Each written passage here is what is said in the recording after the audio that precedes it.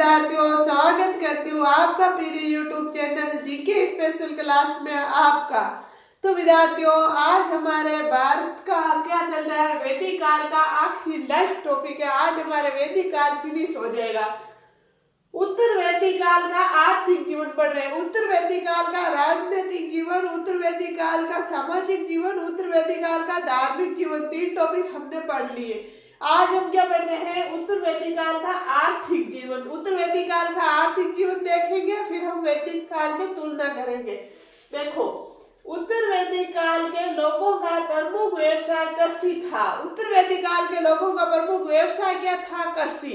तो आप पीछे जाओ, पीछे जाके देखो, पूर्व वैदिक काल के लोगों का प्रमुख व्यवसाय क्या था? कृषि। कृषि नहीं था, पशुपालन। क्या था विद्यार्थियों? पशुपालन। तो उत्तर वैदिक काल के लोगों का प्रमुख व्यवसाय कृषि था। नोट मैंने आगे लिखा है, पूर्व वैदिक काल के लोगों का प्रमुख व्यवसाय पशुपालन था। फिर देखो, उत्तर वैदिक काल में होने वाली कृषि की जानकारी, ये मैंने आपको जैसी दिख रही है, होने वाली कृषि की जानकारी कहाँ से मिलती है? उत्तर वैदिक काल में जो कृषि होती थी उसकी जानकारी हमें कहाँ से मिलती है? तो देखो विद्यार्थियों, कहाँ से मिलती है?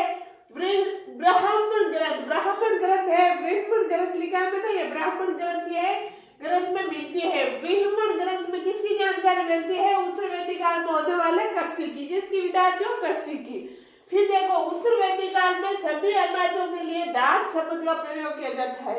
उत्तर वैदिक काल में विद्यार्थियों सभी अनाजों को क्या बोलते हैं? धान। जैसे कि बाजरा है, गेहूं में, मुझे पता नाम जानती हूँ उसको उदाहरण देके बता रहे, जैसे बाजरा है, गेहूं है, मोठ है, मूंग है, ये सब होते हैं। तो सबको क्या बोलते हैं? धान। सबको क्या बोलते हैं? ये धान। धान उगा रहे हैं, धान काट रहे हैं, धान खा रहे हैं, मतलब धान प्रयोग शब्द का प्रयोग होता था। उत्तर वैदिक काल में सभी अनाजों के लिए दान शब्द का प्रयोग किया जाता था। नोट, बीच में मैंने नोट लिखा है, पूर्व वैदिक काल में दान शब्द का प्रयोग चावल के लिए किया जाता था। विद्यार्थियों, पूर्व वैदिक काल में दान शब्द किसका प्रयोग? सिर्फ चावल का। सिर्फ चावल को दान बोलते थे, बाकी अनाज को नाम से जानते थे, सिर्फ चावल को दान बोलते थे। फिर देखो, यजुर्वेद में दान की 5 किस्मों की जानकारी मिलती है। यजुर्वेद, सामवेद, मैंने वेद आपको सबसे पहले क्लास में सारे वेद बताए थे, ऐसे ही उसमें ध्यान रखना। यजुर्वेद में किसकी जानकारी मिलती है? दान के 5 किस्मों की जानकारी मिलती है। शायद विद्यार्थियों आज मेरी आवाज आपको थोड़ी अलग ले रही है, कोल्ड लगा हुआ है, मुझे बिल्कुल कोल्ड हो रखा है, कान से जूं जूं बोल रहे हैं मेरे, तो आवाज में थोड़ा फर्क होगा। तो फिर देखो विद्यार्थियों, उत्तर वैदिक कालीन लोगों ने कृषि में लोहे से बने औजारों का प्रयोग करना शुरू किए हुए, लिखा मैंने, वे या किए, एक ही बात है ये, किया या किए, कुछ भी लिख लेना। उत्तर वैदिक काल में लोगों ने कृषि में लोहे से बने औजारों को प्रयोग। विद्यार्थियों, उत्तर वैदिक काल में आते थे लोग लोहे से बने औजारों का प्रयोग करना शुरू कर दिया। कृषि में लोहे के बने हल का प्रयोग, लोहे से हर चीज औजारों का प्रयोग करते थे कृषि के लिए। कृषि में क्या क्या काम आता है वो आप देख लेना, मतलब वो प्रयोग उत्तर वैदिक काल में आते आते शुरू हो गया। फिर उत्तर वैदिक काल संहिता में 24 बैलों द्वारा खींचे जाने वाले हल का उल्लेख मिलता है। संहिता में 24 बैलों द्वारा 24 बैल एक साथ में खींच रहे हैं, बैलों द्वारा खींचे जाने वाले हल का उल्लेख मिलता है। कहाँ मिलता है? काक्ष संहिता में। फिर एक विद्यार्थियों, अथर्ववेद में वृक्षुवेद्यों को हल का आविष्कार बताया गया है। अथर्ववेद में विद्यार्थियों, अथर्ववेद में एक था, कौन था? वे के नीचे वाला रे, थू, वे, ने, यू, यानी वृक्षुवेद्यु नाम का एक था जिनको हल का आविष्कार बताया गया है। जिन्होंने हल का आविष्कार किया है उनको बताया गया है। फिर देखो विद्यार्थियों, उत्तर वैदिक कालीन उद्योग धंधों की जानकारी वाजपेयी संहिता व तैत्तिरीय ब्राह्मण ग्रंथ से मिलती है। क्या मिलती है? उत्तर वैदिक कालीन उद्योग धंधों की। उत्तर वैदिक काल उद्योग धंधों की जानकारी कहाँ से मिलती है विद्यार्थियों? वाजपेयी या तैत्तिरीय ब्राह्मण ग्रंथ से मिलती है हमें। फिर देखो विद्यार्थियों, उत्तर वैदिक काल में व्यापार करने के लिए अलग अलग श्रेणियां थी जिन्हें अलग अलग नामों से पुकारा जाता था। उत्तर वैदिक काल में विद्यार्थियों व्यापार करने की अलग अलग श्रेणियां थी जिनको हम अलग अलग नामों से पुकारते थे।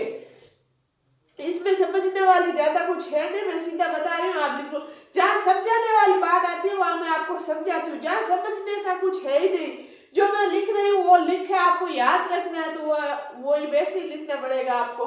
फिर देखो उत्तर वैदिक काल में व्यापार करने के लिए अलग अलग शरणियों वाले ताकि एक ही जगह रहकर व्यापार करने वाले लोगों के समूह को कोणी कहा जाता था। एक ही जगह विद्यार्थी, क्या बात है, देखो एक ही जगह रहकर व्यापार, एक ही जगह रहकर व्यापार करने वाले लोगों को क्या बोलते थे, कोणी। क्या बोलते थे, कोणी, कोणी, कोणी बोलते थे विद्यार्थियों, ये याद रखना। कोण ऐसे वैसे नहीं, उत्तर वैदिक काल में कोणी क्या होता था, तो उत्तर वैदिक काल में कोणी एक ही जगह रहकर व्यापार करने वाले लोगों का समूह होता था। बहुत सारे लोग एक समूह में रहते थे, उन्हें कोणी बोलते थे।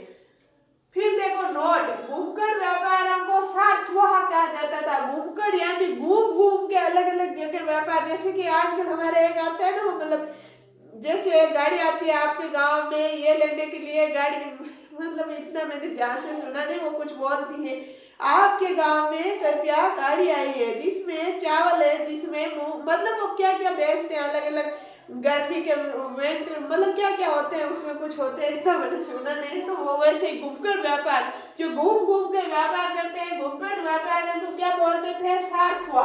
सा ऊपर वाला रे थे वहां, सार्थवा।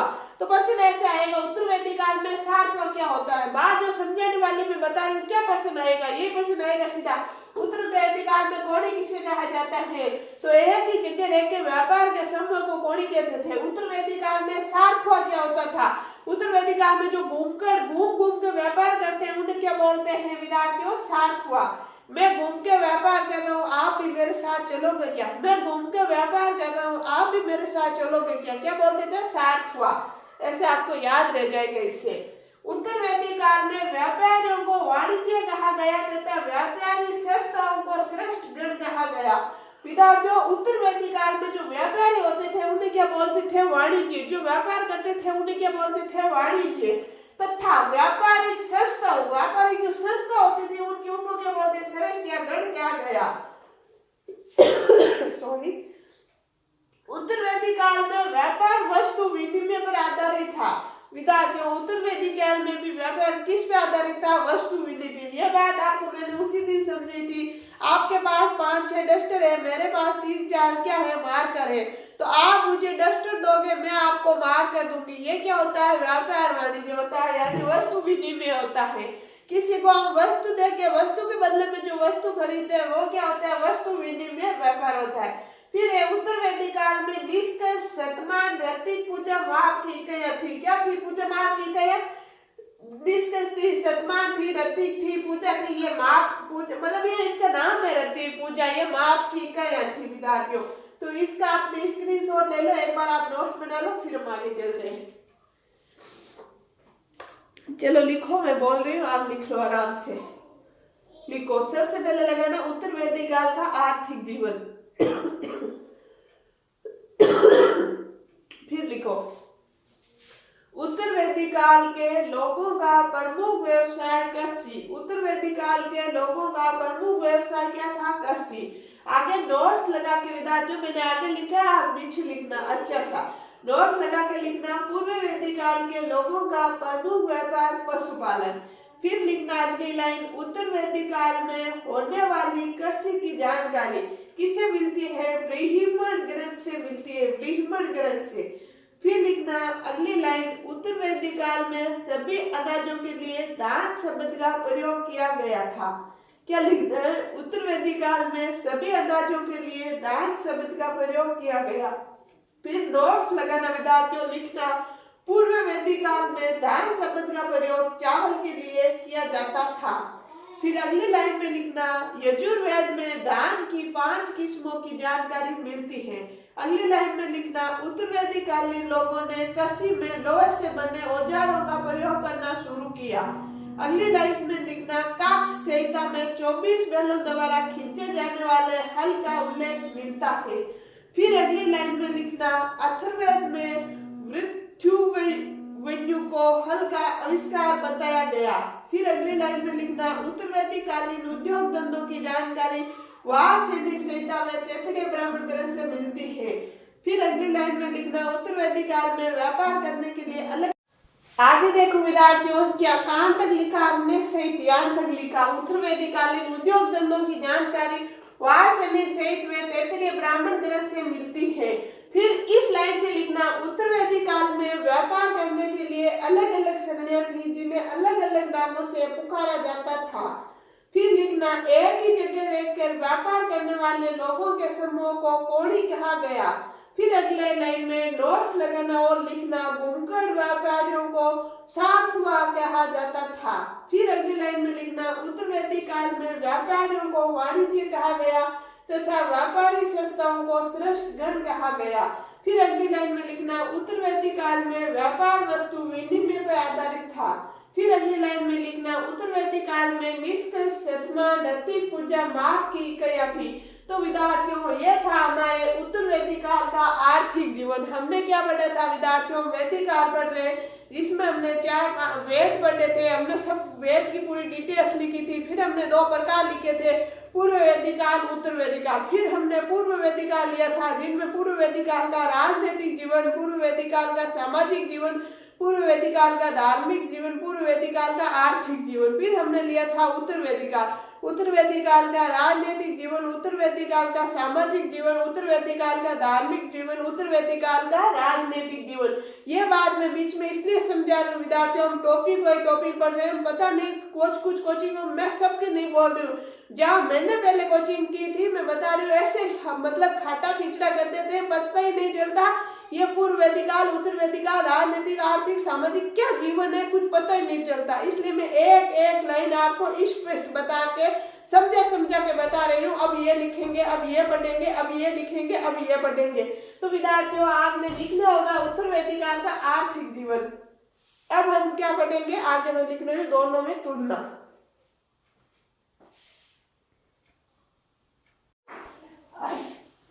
आगे देखो विद्यार्थियों, हेडिंग लगाना, वैदिक काल की तुलना। आपको नहीं दिख रहा है, वैदिक काल की तुलना। फिर लिखना पूर्व वैदिक काल 1500 ईसा पूर्व से 1000। इधर लिखना उत्तर वैदिक काल 1000 से 600। इसी का आगे यहाँ लिखना पूर्व वैदिक काल, उत्तर वैदिक काल। तो देखो क्या है, ये जो मैंने आपको उत्तर वैदिक काल और पूर्व वैदिक काल में जो पीछे बातें लिखी है वो सारी इकट्ठी करके यहाँ लिखा दी, वो तो आप पढ़ लोगे। फिर यहाँ आके आपके रिवीजन हो जाएगा, फिर एक भी क्वेश्चन आपके गलत नहीं होगा, ये मेरी गारंटी है। तो देखो यहाँ क्या है, राजा का पद आनुवांशिक नहीं था, यहाँ राजा का पद आनुवांशिक था। यहाँ क्या है, राजतंत्र का अभाव था पूर्व वैदिक काल में। उत्तर वैदिक काल में राजतंत्र पाया जाता था। यहाँ क्या है, राजा भूमि का स्वामी था। उत्तर वैदिक काल में भूमि का स्वामी नहीं था। यहाँ स्थायी सेना नहीं थी, स्थायी सेना की टुकड़ियां थी, ये बात हमने पीछे समझी थी। यह स्थायी सेना थी उत्तर वैदिक काल में। यह प्रशासन की बड़ी इकाई जन थी।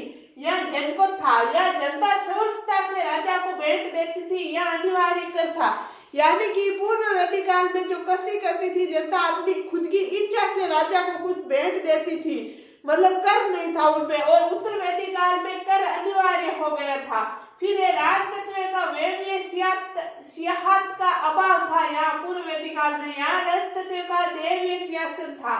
यह संस्था, ये सभा, समिति, विधत 4 प्रकार की थी। क्या क्या थी, संस्था थी, सभा थी, समिति थी, विधत थी। यहाँ सभा व समिति 2 थी उत्तर वैदिक काल में। आगे वैदिक काल में क्या वर्ण व्यवस्था नहीं थी। उत्तर वैदिक काल में वर्ण व्यवस्था प्रारंभ हो गई थी। यह लोपामुहा, घोषा, अपला, सीमता, विश्वताल और ये मतलब कामकाज था औरतों का। यह क्या था, गार्गी, मैत्री, गंधर्वा, गृहिणीता ये थी। फिर यहाँ दास प्रथा का अभाव था पूर्व वैदिक काल में। उत्तर वैदिक काल में दास प्रथा प्रचलन में थी। उत्तर वैदिक काल के प्रमुख देवता इंद्र थे। पूर्व वैदिक काल के प्रमुख देवता इंद्र थे। उत्तर वैदिक काल के प्रमुख देवता प्रजापति थे। पशुओं के देवता शंकर थे। यहाँ शूद्रों के देवता पुष्ण थे। यह रीत का नियामक वरुण था। यह रीत का नियामक क्या था, वरुण था। यहाँ जंगलों के देवता वरुण थे। यहाँ रीत का था, वहाँ जंगलों के थे। फिर मूर्ति पूजा का अभाव था पूर्व वैदिक काल में। उत्तर वैदिक काल में मूर्ति पूजा प्रचलन में आ गई। पूर्व वैदिक काल में कर्मकांड का अभाव था। उत्तर वैदिक काल में कर्मकांड को महत्व था। तो विद्यार्थियों, यहाँ समझने वाला कुछ नहीं मैं बोल रही हूँ, आप अच्छी सी सुंदर सी सारणी बना लेना, क्योंकि मेरे तो यहाँ जगह भी कम है, मैंने तो एडजस्ट करने की कोशिश की। आप तो आराम से धीरे धीरे, आपके पास बहुत समय है, बहुत जगह है, तो आराम से करना। तो पहले लिखना विद्यार्थियों वैदिक काल की तुलना, ऊपर हेडिंग लगाना। फिर लिखना पूर्व वैदिक काल, एक तरफ लिखना उत्तर वैदिक काल, जगह छोड़ के, क्योंकि मैं तो यहाँ ये 4 डब्बे बनाई, आपको 4 नहीं बनाना, आपको 2 ही बनाना है। ये बात है ना, वो इसके नीचे लिखना है, और ये बात है इसके नीचे लिखना है आपको। तो चलो लिखो, मैं बोल रही हूँ, आप लिख लो। पूर्व वैदिक काल, उत्तर वैदिक काल। पूर्व वैदिक काल का समय है 1500 ईसा पूर्व से 1000, उत्तर वैदिक काल है 1000 से 600। अब लिखो, मैं बोल रही हूँ, तुलना लिखो। चलो, मैं पहले बोलूंगी वह पूर्व वैदिक काल होगा, बाद में बोलूंगी वह उत्तर वैदिक काल होगा, ठीक है। देखो, राजा का पद आनुवांशिक नहीं था, उत्तर वैदिक काल में आनुवांशिक था। पूर्व वैदिक काल में राजतंत्र का अभाव था, उत्तर वैदिक काल में राजतंत्र पाया जाता था। पूर्व वैदिक काल में राजा भूमि का स्वामी था, उत्तर वैदिक काल में भूमि का स्वामी नहीं था। पूर्व वैदिक काल में स्थायी सेना नहीं थी, अस्थायी सेना की टुकड़ियां थी, उत्तर वैदिक काल में स्थायी सेना थी। पूर्व वैदिक काल में प्रशासन की, चलो, पूर्व वैदिक काल में प्रशासन की बड़ी इकाई जन थी, उत्तर वैदिक काल में जनपद था। पूर्व वैदिक काल में जनता से इच्छा से राजा को भेंट देती थी, यानी थोड़ी सी विद्यार्थियों प्रॉब्लम आ रही है वीडियो में आज फिर से। यहाँ से देखो, जनता से इच्छा से राजा को भेंट करती थी, या अनिवार्य कर था। फिर राजतत्व का वैव्य सिंहासन का अभाव था, यहाँ राजतत्व का दैवीय सिंह था। यहाँ पे संस्थाएं, सभा, समिति, विदत, संस्थाएं, सभा, समिति, विदत 4 प्रकार थी, यहाँ पे सभा व समिति 2 ही थी। फिर आगे लिखना, पूर्व वैदिक काल में वर्ण व्यवस्था नहीं थी, उत्तर वैदिक काल में वर्ण व्यवस्था प्रारंभ हो गई।